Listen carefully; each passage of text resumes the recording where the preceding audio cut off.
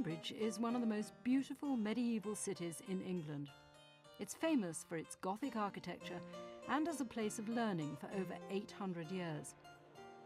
At its heart is the Fitzwilliam Museum, housing the university's collections of art and antiquities. The Fitzwilliam is an important academic resource, but it's also a treasure house of human culture with magnificent artefacts from the earliest civilizations to the present day. What is extraordinary about the Fitzwilliam is both the breadth of its collections, but it's particularly the quality of what's been collected that makes it one of the great universal museums of the world. Our illuminated manuscripts from the medieval period are the finest of any collection, of any museum collection outside the Vatican. The coins, the medieval coins, are the finest in the world. The paintings particularly the Italian paintings of the 16th century from Venice, the Titians, the Veronese and so on, are as fine as you'll see anywhere in Britain. And that extraordinary combination of this wonderful building and the collections in it has made it one of the great treasure houses of Britain, and indeed, in many people's mind, the finest small museum anywhere in Europe.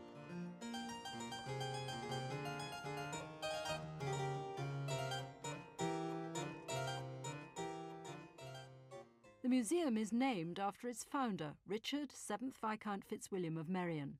He was a student at Cambridge during the 1760s and had a passion for collecting books, old master prints, music, medieval manuscripts and paintings.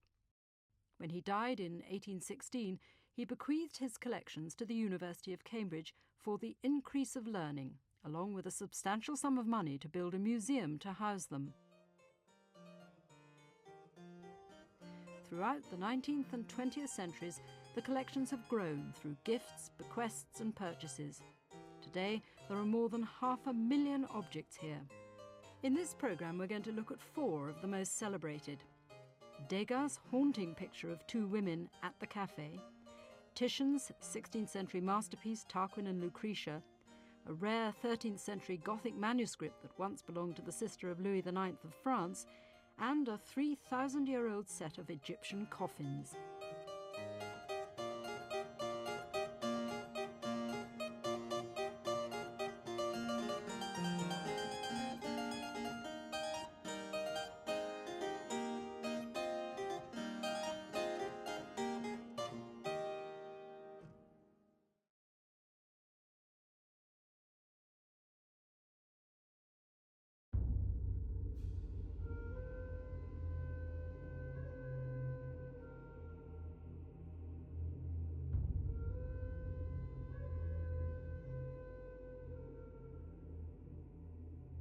During the 18th and 19th centuries, it was fashionable among young British gentlemen to embark on what was known as the Grand Tour of Europe and often the Near East.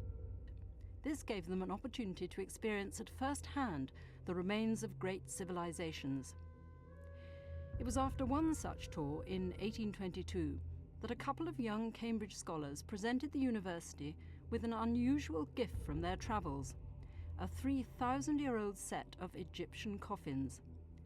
How they came to be in the hands of 2 young students no one quite knows, but their exquisite decoration and beautiful craftsmanship make them an undisputed treasure of the Fitzwilliam Museum. The coffins of Sheffield are one of the main treasures, as far as I'm concerned, of the Fitzwilliam Museum. They are just a beautiful example of the workmanship of the coffin makers at the period that Sheffield had his coffins made. Sheffield was an important temple official who died around 1000 BC. Egypt at this time was an extremely religious society, and religious beliefs played an important part in funeral practices. Egyptians believed that they would be reborn after death as long as they could survive a series of tests and perils in the afterlife. To help them with these, scribes would paint instructions or spells on the coffins. These spells became known as the Book of the Dead. The Book of the Dead was a document which contained lots of fantastically mysterious spells which tell us how the Egyptians thought about the afterlife and how they were to deal with the afterlife. So it was actually providing them with spells that countered dangerous beasts that they came across or answered.